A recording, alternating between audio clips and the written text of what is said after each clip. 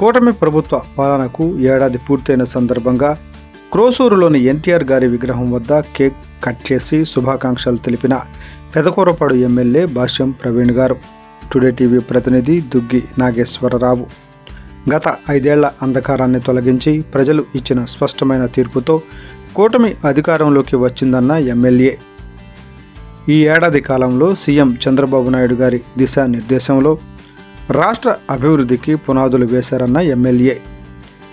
రైతు రుణమాఫీ, పింఛన్ పెంపు, ఉజ్వల విద్య, బిజినెస్ హబ్బులతో ఉద్యోగ అవకాశాలు, ఇలా ప్రతి వర్గానికి సంక్షేమాన్ని అందించేందుకు కట్టుబడి పనిచేస్తున్నామన్న ఎమ్మెల్యే.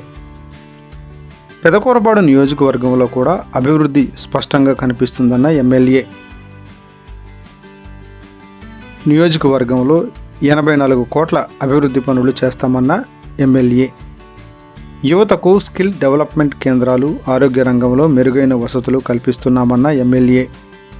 ముఖ్యమంత్రి చంద్రబాబు గారి సారథ్యంలో స్వర్ణాంధ్ర 2047 లక్ష్యంగా రాష్ట్రాన్ని ముందుకు తీసుకువెళ్తామన్న ఎమ్మెల్యే భాష్యం ప్రవీణ్ గారు.